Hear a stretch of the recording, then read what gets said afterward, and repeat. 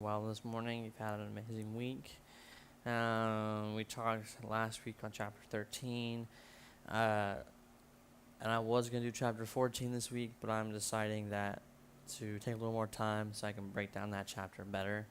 And I'm actually going to be talking about his final chapter, which is how to outwit the six ghosts of fear. So, um, he mentions starting off in this chapter. He says, "Take inventory of yourself." And while we're talking about this, how many of these ghosts are standing in your way before you can put any portion of this philosophy into successful use? There, he's saying that some things are going to mainly cause discomfort or uh, stumbling blocks. So the preparation for figuring out these things is not difficult, but you need to study, analyze, and understand three enemies, and you need to clear them out. And those three are indecision, doubt, and fear. Right? He says indecision is the seedling of fear. You have to remember this as you look through different things. Indecision also crystallizes into doubt. The two blend and become fear. The blending process is often very slow. So this is one reason why these three enemies are so dangerous. They germinate and grow without their presence being observed. And the remainder of this entire thing that I'm going to be talking about will kind of describe more of the philosophy as a whole and practical use on how to kind of not be deceived by these things, right? So as I'm going through this, I want everyone to just kind of carefully determine if any of these things that we're talking about, these fears, are still attached to you in some way when trying to take your next step in growth. So do not be deceived by these, though, and try to reveal them to yourself in some ways. But the six basic fears we're talking about, with some combination of which every human suffers at one time or another. Most people are fortunate if they do not suffer from the entire six, named in order of their most common appearance, usually fear of poverty, the fear of criticism, the fear of ill health, the fear of the loss of love of someone, and I think that's one of the bigger ones for sure. A lot of people become very fearful when they fear that someone they love doesn't want to be in their life anymore, or just losing them. The fear of old age and the fear of death. All other fears are of minor importance. They can be grouped under these six headings. The prevalence of these fears as a curse to the world runs in cycles for almost 6 years. He says while the Depression was on, they floundered in the cycle of the fear of poverty. And during the World War, they were cycled in the fear of death. And then following after that, the cycle of the fear of health, because there were a lot of huge health issues, right? There was tons of war, lots of people dying, lots of people sick from injuries and tons of other things. So ill health was another one of those things. So as evidenced by the epidemic of disease, right? This is kind of relevant to now too, with this whole COVID thing going on. The fear of death and having bad health is very significant. But these fears are nothing more than states of mind. One state of mind is subject to control and direction. Physicians that everyone knows are less subject to attack by disease than ordinary laymen, for the reason that physicians do not fear disease. Physicians without fear or hesitation have been known to physically contact hundreds of people daily who were suffering from such contagious diseases as smallpox without becoming infected. Their immunity against the disease consisted largely, if not solely, in their absolute lack of fear. So he's saying that the fact that these people who were taking care of other sick people weren't getting sick was because they did not fear getting sick or getting contagious from other people who were sick, right? I've probably been around, I've had people call out at my work for COVID several times, and they're like, "Daniel, you gotta be careful, you might get COVID." And I'm like, I ain't getting COVID, because I don't care about getting COVID, and it doesn't matter, and it doesn't apply to me. I'm fine. And if I do get sick or whatever, it's because of some stupid food I ate the other night that should not probably have been eaten, and then made my stomach feel bad or whatever, like minor food poisoning. It has nothing to do with, I'm not actually getting sick. It's just I ate some bad food, And I'm like, your system rejects things naturally that shouldn't be there. So, but he's saying physicians have a state of mind where when they deal with lots of people who are contagious, they don't get afraid, right? And so because they're not afraid of catching the disease, because their line of work is to help these people, more often times than not, they are the healthiest people in the world. These like doctors and stuff, they deal with tons of people who are sick, and they're some of the healthiest people ever, and they rarely ever maybe get sick. And it's like that makes no sense sometimes because people are like, well, they probably just pop a lot of medicine and lots of other things. And if you actually ask some people, they really don't because they're healthy. They have no reason to pop pills or take some of these medicines. They just stay very healthy and they're not worried about getting sick. But man can create nothing which he does not first conceive in the form of impulse thought. Following that statement comes another of still greater importance. Man's thought impulses begin immediately to translate themselves into their physical equivalent, whether those thoughts are voluntary or involuntary. See, we've talked about things of being equal equivalent, right? When you wish something, right? Something of equal equivalent might come to you. If you are disrespectful towards someone, right? Something of equal equivalent might come to you. So if your thoughts and your impulses immediately start to translate negative things in fear, something of physical equivalent might come as well, right? There are a lot of times that people deal with high amount of anxiety and stress, and what does it usually do? That actually puts a physical tiredness on your body. It literally makes you more tired, and you don't realize it until you start actually getting very tired, and then you're like, oh, I'm okay, I'm just tired. It's like, no, you're probably only tired because you're letting mental stress and all these different things overcome, right, your physical self. But you can break away from those things, right? That you're capable of breaking away from that stuff, but these thought impulses, which are picked up through the ether by mere chance, which are thoughts that have been released by other minds, may determine one's financial business, professional, or social destiny, just as surely as you do thought impulses which one creates by intent and design. So he's saying even thoughts from others, right, can bounce off and come to you. I guarantee everyone has had some way, at some time in their life, when they're in a great mood, right? You're doing amazing, but then you walk into some building or walk into your workplace, and you can just tell that everyone's mood is just, it's horrible. No one's in a good mood. No one's having a great attitude. Everyone seems upset or depressed or annoyed by something. And what's it do?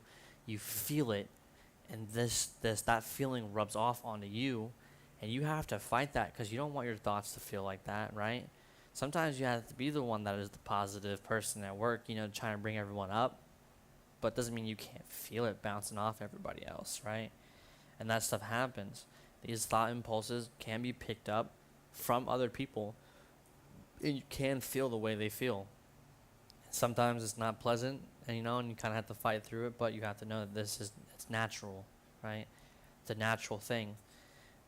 But we are here laying the foundation for the presentation of a fact of great importance to the person who does not understand why some people appear to be lucky, while others of equal or greater ability, training, experience, and brain capacity seem destined to ride with misfortune. This fact may be explained by the statement that every human being has the ability to completely control his own mind with his control. Obviously, every person may open his mind to the tramp thought impulses which are being released by other brains, or close the doors tightly and admit only thought impulses of his own choice. So he's saying that you are literally capable of controlling your thought impulses, right? I hate when people will take stuff and they're like, oh, that's just like a summary, or it's just an idea or a thought, right? Or just like how can I put it? It's just kind of like an idea, like they think about all these different things. They're like, no, that can't be literal. This, it's just a roundabout answer. He's just saying this. It's like, no, you got to remember, a lot of people back in the day, especially when I know some Christians, when they're reading the Bible, they're like, oh, well, no, that's just the Bible trying to say this. And it's like, no, you have to remember, people were very, very literal, right? We didn't have this objectifying idea stuff and all those other different things, and like, there wasn't as much freedom when it came to certain stuff like we do now here in America, right? We're one of the most freest nations in the entire world in history, right? We are able to express our opinions, our beliefs, our doubts, our fears, our ideas, everything, right? And because we're able to do this, that means we're able and capable to understand different things as well. So when he says that these things can be controlled, your thought impulses can literally be overcome and determined by you, it's literal. You are capable of actually controlling your thoughts. But because nature has endowed man with absolute control over but one thing, and that is thought, right? God has given us control over everything. But this fact, coupled with the additional fact that everything which man creates begins in the form of thought, leads one very near to the principle by which fear may be mastered. So if it is true that all thoughts has a tendency to clothe itself in its physical equivalent, it is equally true that thought impulses of fear and poverty cannot be translated into terms of courage and financial gain. Right? So when you have a bad tendency of being negative, a physical equivalent can be possible. So it's the same thing. If you are literally having fear of things and poverty, right? Equal equivalent will come of that nature. It's not going to get you courage. You're not going to get a financial gain. You're not going to be financially stable. You're not going to become better in your business or better as a person, because that's the equal equivalent, right, of negativity. Equal equivalent of negativity is more negativity. It's not going to be, because I'm being negative about my financial status, I'm going to actually gain financial status. That's not how it works, right? You can't be negative about something you have and then expect it to get better. If you want something to get better, you need to be positive. And when you're positive in that matter, the equal equivalent will come. So he talks about in 1929, the people of America began to think of poverty following the Wall Street crash of 1929. He says, slowly but surely, that mass thought was crystallized into its physical equivalent, which was known as the Depression at the time. And this had happened in its own conformity with how we as man work in that law of just a natural occurrence, right? The natural law of how we think as people, that happened because everybody became negative because things crashed, right? And because things crashed, the majority of people were like, oh my gosh, the world's ending. They freaked out. I think, I don't remember what year it was, but we had like a huge electricity outbreak or something like that, like 2006 or 8 or something like that. Like this, we had like a mass amount of like electricity went down in like a grid, or people freaked out. They thought it was the end of the world. They were like, oh my God, we're losing electricity. It's the end of the world. And everyone freaked out. And then not even like, I can't remember if it was like a couple months later or till like a year later, everything was fine. Like nothing happened. I think I was like a 10-year-old. And I had no idea. Like I was still just running around in school. Like, yeah, and I had no idea the whole world thought the world was going to end for some reason that year. So it was like, as a kid, there was innocence there, and I didn't care about how the world was being afraid of losing electricity or whatever. So I was like just running around, playing on my little video game, or just probably going on a bike ride. School was happening during this entire period of people freaking out, and nothing happened to me. So it's the same thing, we're letting, like, when this whole thing happened, the majority of people, something crashed, people freaked out, we had a depression, poverty kicked in, all this stuff. But talking about the fear of poverty, there can be no compromise between poverty and riches. The two roads that lead to poverty and riches travel in complete opposite directions. And if you want riches, you must refuse to accept any circumstance that leads towards poverty, right? The word riches we're using it in a broadest sense, meaning financial and spiritual, mental, or material estate. So when we're using the word riches just in general, and just so that everyone knows, this is more than just financial means. This also has to do with the riches of your spirit and your mental state, material things, all of it. But the starting point of the path that leads to riches is usually desire, like we talked about in chapter 1, right? You received full instruction for desire. In that chapter on fear, you have also been given the idea, right, of what it means to practically use desire. So what we've broke it down, right? We've talked about how we can practically use desire to take that next step into proper use of how to become more successful, not just financially, but in our own lives as well, materially, spiritually, mentally as well. And we also talked about how to overcome fear, what fear does when it comes to desire. And if you desire the wrong things, fear easily is placed and manipulates in to your life. But here then is the place to give yourself a challenge, which will definitely determine how much you are absorbing. Here's the point at which you can turn profit and foretell accurately what the future holds in store for you, right?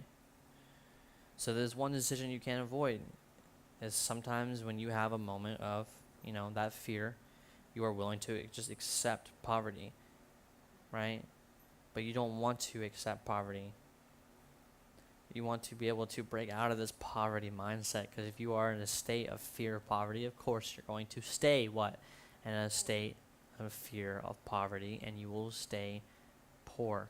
You will not gain anything. Nothing's going to come financially or spiritually. Not only will you be physically poor, mentally poor, financially poor, you'll also be spiritually poor, right? Having this fear state of poverty is also a stumbling block in you having a better relationship with God, because God doesn't fear poverty. God's abundant, right? He has abundant riches that he can give us, and we just have to learn how to step into that, right? If you demand riches, determine what form and how much will be required to satisfy you. You know the road that leads to riches. You've been given a road map, which, if followed, will keep you on that road. If you neglect to make the start or stop before you arrive, no one will be to blame except you. So if you start or stop before you arrive to that great glory, no one else is to blame but you, because no one determines who you become, right?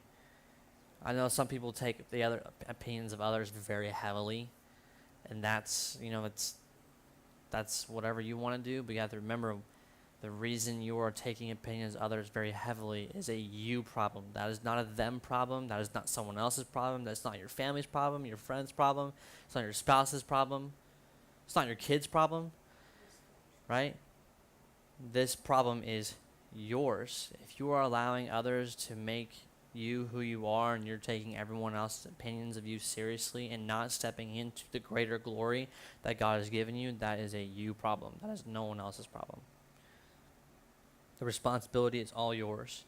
No alibi will save you from accepting the responsibility if you now fail or refuse to demand the riches of life, because the acceptance calls for one thing, incidentally the only thing you control, that is your state of mind. A state of mind is something that one assumes. It cannot be purchased. It must be created.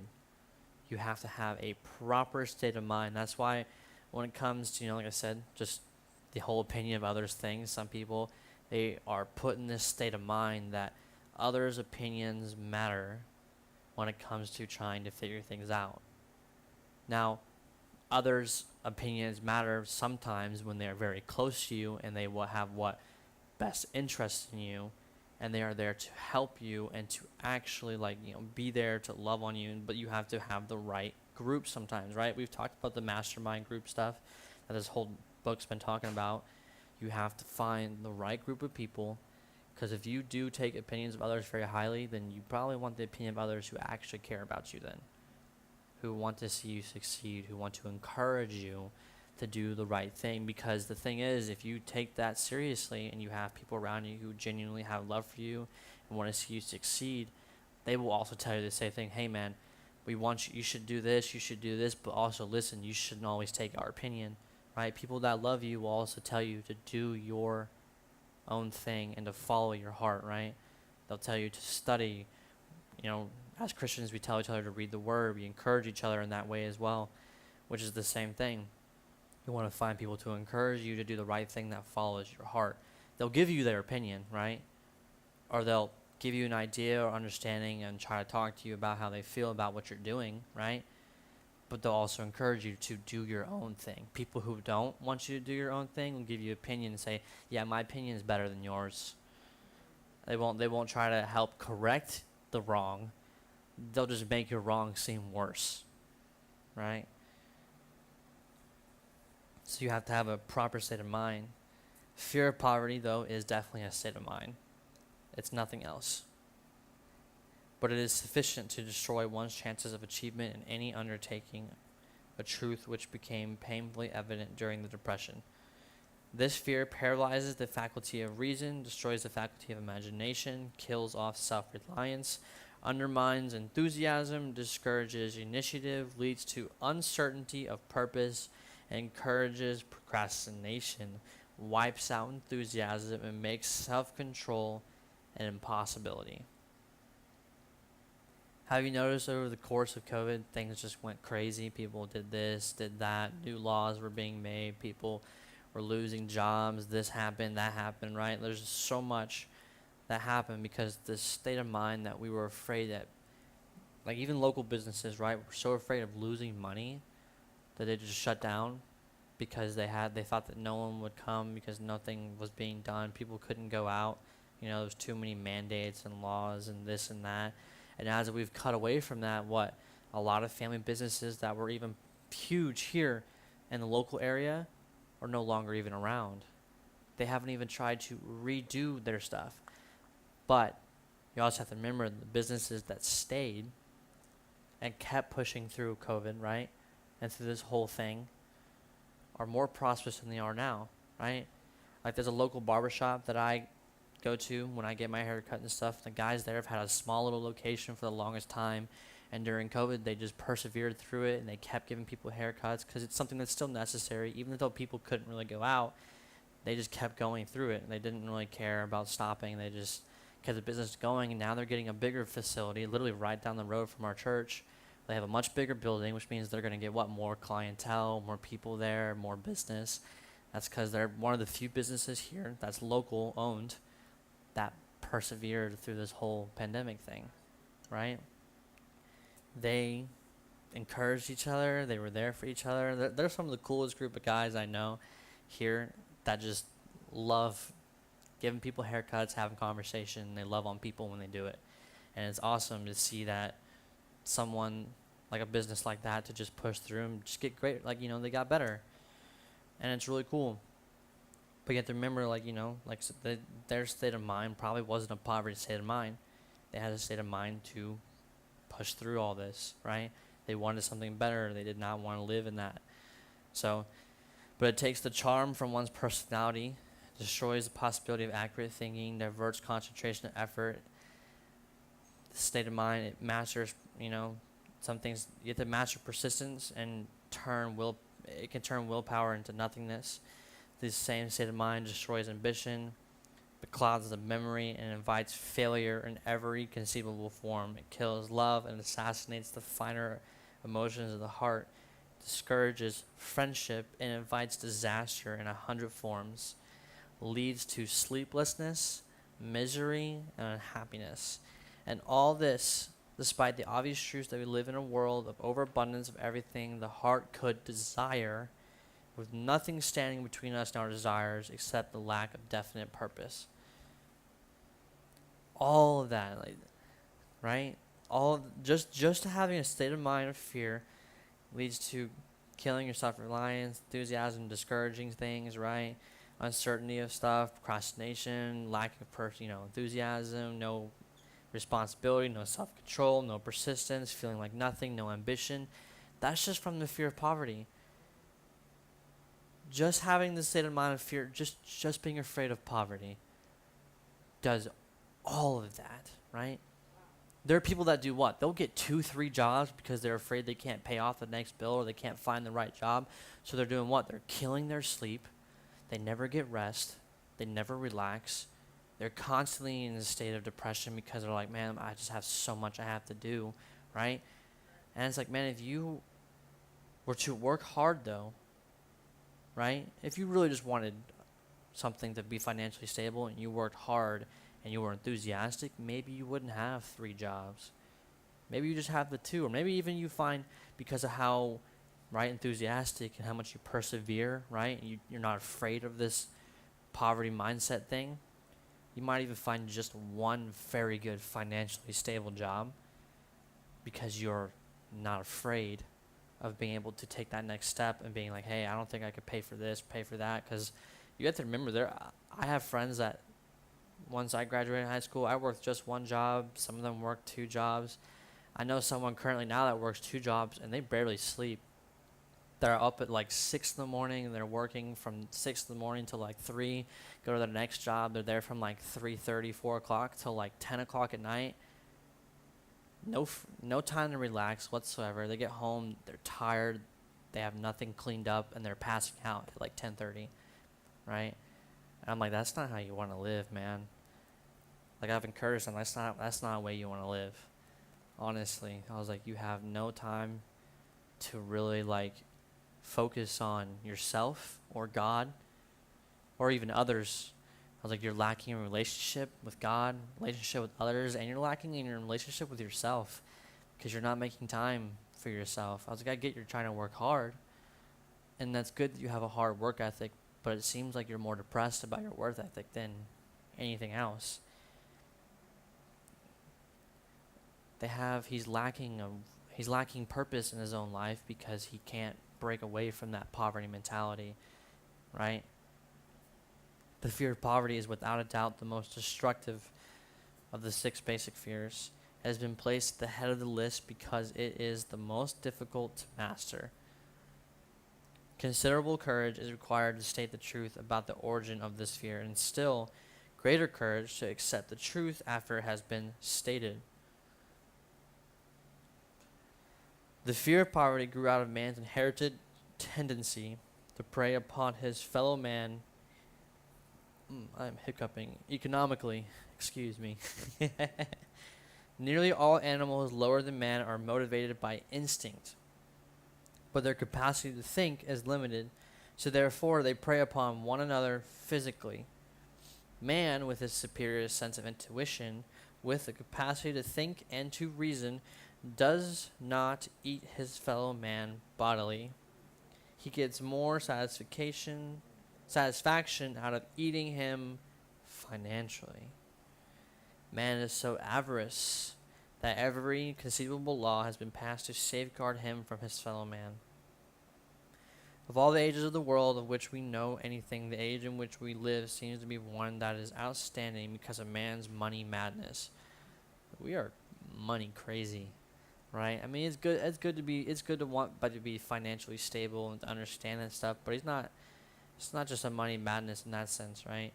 A man is considered less than the dust of the earth unless he can display a fat bank account, right? But if he has money, never mind how he acquired it. He's a king or a big shot. He's above the law. He rules politics. He dominates in business. The whole world about him bows in respect when he passes.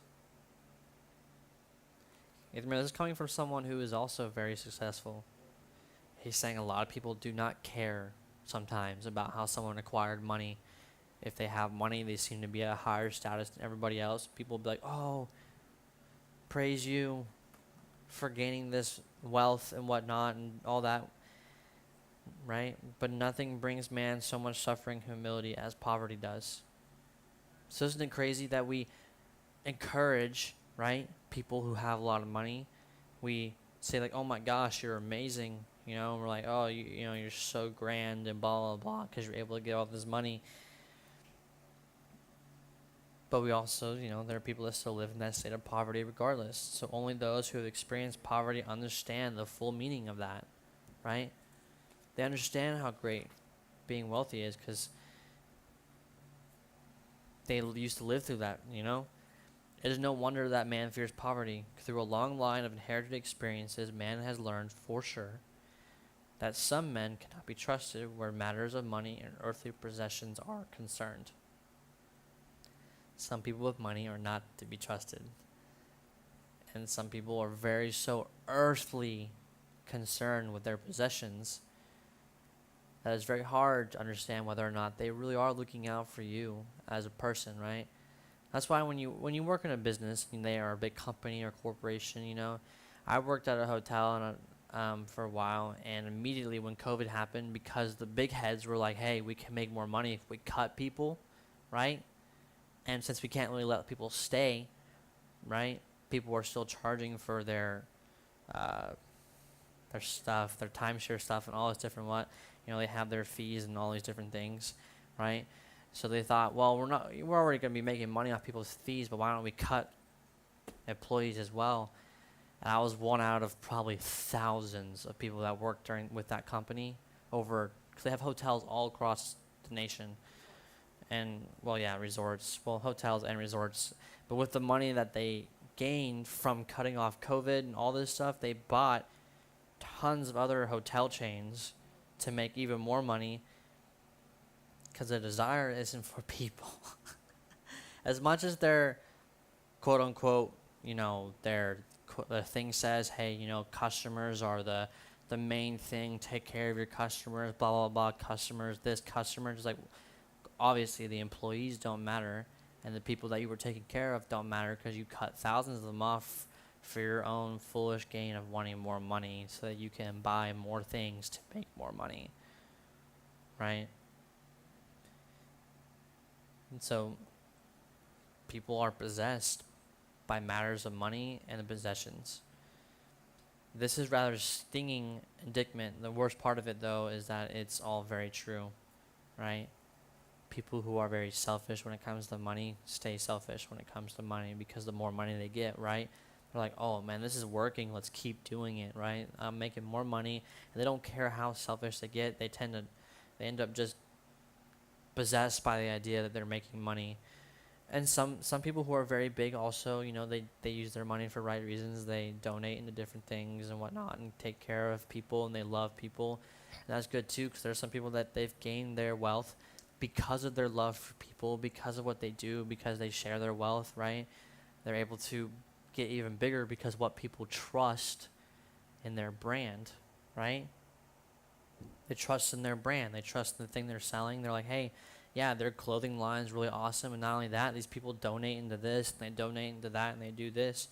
So there are people who have mass wealth that do care, right? They do look after their employees. They care about their employees. They care about the people that come to their businesses. But going off from that, the majority of marriages are also motivated by wealth possessed by one or both of the contracting parties. It is no wonder, therefore, that divorce courts are very busy, right? Isn't that sad that it's not just a single gender thing either, right? Men and women. It's not just, I know a lot of people, they go like, oh, women only look for guys that have a lot of money and they're gold diggers. Men do it too. There are some men who have met women with lots of money and they will marry that woman because they have lots of money. And that's why, like you said, divorce courts are extremely busy because one party has lots of money, and when they divorce, they get lots of money from that person in their divorce, and then they can go live on their own with all that money without being hooked to that person and do whatever they want with it. That seems to be a very crazy recurring thing in Hollywood. I don't know if you ever watch like news and media and different stuff. Tons of famous people get married. A year later, they're divorced. All of a sudden, there's court cases for the divorce, and there's this. More money is involved. Someone sues someone else. Like, we literally had that happen recently as well.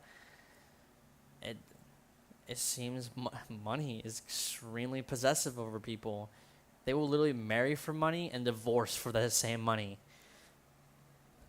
So eager is man to possess that like this wealth that he will acquire in whatever manner he can through legal methods, if possible, through other methods if necessary or expedient. I watched a movie, I can't exactly remember the two guys' names, but they ended up laundering tons of money through buying weapons and getting it shipped to the Army, the U.S. Army. Tons of money doing that. At first it was legal, But because they got desperate, they found other methods that were not legal and were ripping off American soldiers. You seen the movie? Such a good movie. Like the story of these two is insane. They go, the how smart they are is crazy. I can't really remember the movie. I'll tell you about it after. But they were able to get tons and tons of money off of, at first, a very legal gun selling business. They would buy guns and contracts from other companies, and then they would sell these contracts and these guns to American troops for them to buy for their ammunition and their weapons. And at first, it was completely legal. And then, after they did that, eventually one of the guys got a little out of hand and decided to go off the rails and start dealing illegally in some way.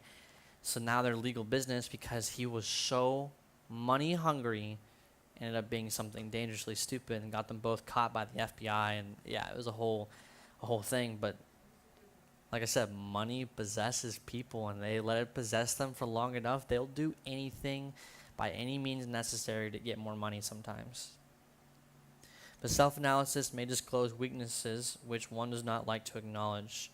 And this form of examination is essential to all who demand of life more than mediocrity and poverty. So you have to remember as you check yourself point by point that you are both the court and the jury, the prosecuting attorney and the attorney for the defense, that you are the plaintiff and the defendant. Also that you are on trial. So you must face the facts squarely and ask yourself definite questions and demand direct replies. When the examination is over, you will know more about yourself. If you do not feel that you can be an impartial judge in this self-examination, call upon someone who knows you well to serve as the judge while you cross-examine yourself, right? Let God judge you, man. If you are going through some serious fear of poverty, just be like, God, my name, it's weird, it's crazy, because when it comes to being judgmental in some ways, I really am not a judgmental person. I very much love on people, right? My email is judged by God because my name literally means God's my judge, which is extremely beneficial to me in my opinion, because I'm like one of the least people to let anyone else judge who I am. And the only time I ever, when I am in a moment of like I said, self-examination, I'm not calling upon other people to self-examine me. I'm just immediately like, God, you need to smack me across the face to make me understand what exactly am I doing that is making me feel this way or not helping in any way whatsoever, right? You have to seek the truth. Get it no matter at what the cost, even though you may temporarily embarrass yourself. You might embarrass yourself. You might make yourself feel horrible for a moment or whatever the case may be. You might get embarrassed. It's okay. But you need to examine what you're doing and examine your thoughts, your process, your actions, the people around you, how you are just living as a person in general, right? Whether or not you're making the right decisions. Because the majority of people, if asked what they fear most, will reply, I fear nothing. And that's a lie. They probably fear something, but they can't say it. The reply would be inaccurate because few people realize that they are bound, handicapped, whipped spiritually and physically through some form of fear. It is so subtle and deeply seated is the emotion of fear that one may go through life burdened with it, never recognizing its presence.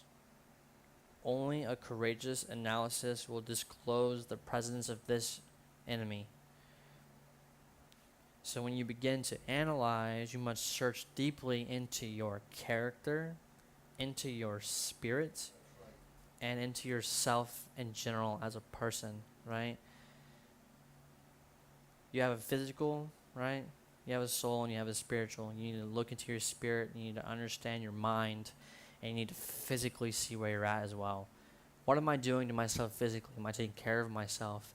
Is my mind in the right process? Are my thoughts pure? Is my spirit pure as well? Right? But here are some symptoms for which you should look for if you think you might have fear of poverty. 1, indifference. Commonly expressed through lack of ambition, willingness to tolerate poverty. acceptance of whatever compensation life may offer without protest, mental, physical laziness, lack of initiative, imagination, and enthusiasm and self-control, indifference. Are you showing a difference in your life? If you are, and it's showing, if you have this indifference and you see that there's a lack of initiative or imagination in your life, you have not much enthusiasm or self-control, that might be one of the signs that you're experiencing fear of poverty. Indecision, maybe. The habit of permitting others to do one's thinking or staying on the fence is how he puts it. You're allowing others to mainly make your decisions. And this is a very simple analysis I'm going to use, I guess. But like, have you ever like taken someone on a date, right? Like, hey, where'd you want to go? Well, I don't really care. We can go wherever you want to go, and you just like, just choose something. You could say anything, and I'll just go do that with you, because it doesn't matter. I hate indifference, and I hate indecision. I hate when people just can't just be like, yeah, we'll do that, right? So when someone I ask someone they can't make a decision right away, I'm like, cool, we're doing this then, cool. I'll make the decision, because I'm not gonna wait around for someone else to make a decision when I'm trying to spend time with them or do stuff as well, right? Because if I wait to make a decision, then I'm showing indecision as well. And now you're both like, well, I don't want to do this. Why don't we do this? Nah, I don't feel like doing that. Why don't we do this? I don't know about that either. So then it's just like super annoying process, right? So if you're dealing with indecision, whether it be minor or major, that's probably one. You might be having some fear of poverty right now. Doubt, generally expressed through alibis and excuses designed to cover up, explain away, or apologize for one's failures. Sometimes expressed in the form of envy of those who are successful even, or by criticizing them. Worry. A lot of people worry. I think worry is one of the bigger causes of when you have a fear of poverty. I think worry is one of the biggest things, because you worry so much. Worry is usually expressed by finding fault with others, or a tendency to spend beyond one's income, neglect of personal appearance, scowling and frowning, intemperance in the use of alcoholic drinks, sometimes through the use of narcotics even, nervousness, lack of poise, self-consciousness, and lack of self-reliance. Worry causes those things. That's what worry is when you're going through that process. Overcaution. So many people are so overly cautious, it's insane. He says overcaution is the habit of looking for the negative side of every circumstance, thinking and talking of possible failure instead of concentrating upon the means of succeeding, knowing all the roads to disaster but never searching for the plans to avoid failure, waiting for the right time to begin putting ideas and plans into action until the waiting becomes a permanent habit, remembering those who have failed and forgetting those who succeeded, seeing the hole in the donut but overlooking the donut, pessimism leading to indigestion, poor elimination, auto-intoxication, bad breath, and bad disposition. Overcaution. I think there are too many people that wait for the right time. They never step into it, right? They never take the step forward to even look past anything. They're always extremely overcautious because they are just very self-conscious about things. They over-worried. Like I said, a lot of stuff is very in sync, but like I said, we're talking about we're talking about symptoms of the fear of poverty right now. If you are overcautious, maybe you're experiencing this fear. Procrastination. The habit of putting off until tomorrow, which should have been done last year. Spending enough time in creating alibis and excuses to have done the job. You're putting in more effort to create an alibi and be lazy than you are to not be lazy. That's a lot of effort to be lazy. That's a serious procrastination problem. The symptom of procrastination is usually closely related to overcaution, doubt, and worry as well. refusal to accept responsibility when it can be avoided, willingness to compromise rather than put up a stiff fight, compromising with difficulties instead of harnessing and using them as stepping stones to advancement, bargaining with life for a penny instead of demanding prosperity, opulence and riches, containment and happiness, planning what to do if and when overtaken by failure instead of burning all bridges and making retreat impossible. We've talked about completely restarting. Remember, we said when it comes to certain things, sometimes you have to just completely restart the idea in order for it to actually succeed. So this is in that same plaintive. You are literally letting yourself be overtaken by failure instead of just burning the bridge and restarting. Weakness of and often total lack of self-confidence, definiteness of purpose, self-control, initiative, enthusiasm, ambition, thrift, and even sound reasoning of ability. Expecting poverty instead of demanding riches, association with those who accept poverty instead of seeking the company of those who demand and receive riches. Money talks. Some will ask, why did you write a book about money? Why did he write a book about money sometimes, right? Why would he do this, right? And some will believe, and rightly so, that there are other forms of riches more desirable than money, and yes, there is.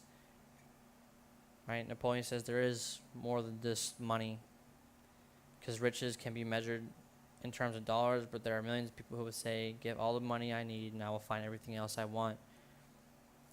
But that's not true. If you give everyone, sometimes you give everyone the money they might need, what do they do with it? They just spend it stupidly. They don't know what they're doing with it.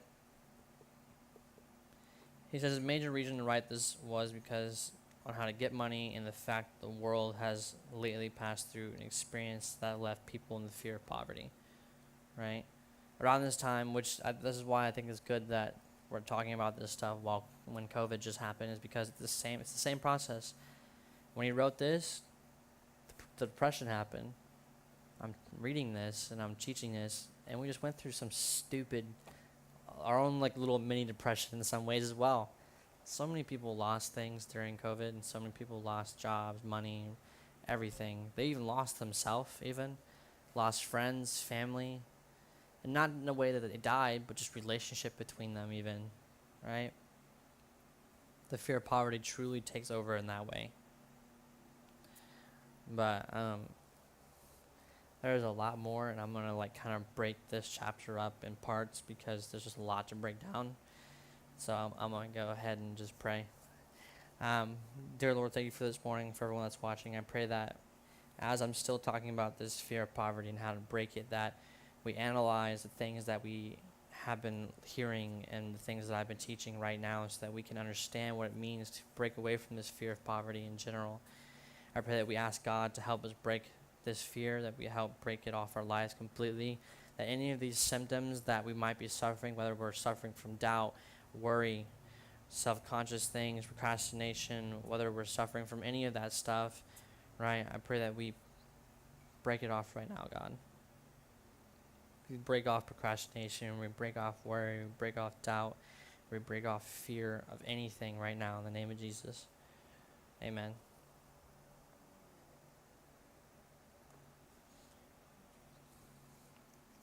Yeah, there's a lot. He goes on for this fear poverty thing for like a page and a half, which is cool, which is great. It's a serious one. I would have to agree with him too. I think the fear of poverty is one of the biggest things, because he talked about the 6 major fears, which was poverty and criticism and ill health and loss of love of someone, old age and death, stuff like that. But the fear of poverty definitely takes the cake because of how much it truly just breaks things down, how much it really discourages you when you're, because when you don't have money sometimes and you can't go out and spend a little money on someone you care about, it kind of is discouraging sometimes, like you would like to go out and do stuff. So I'm trying to break away from that too.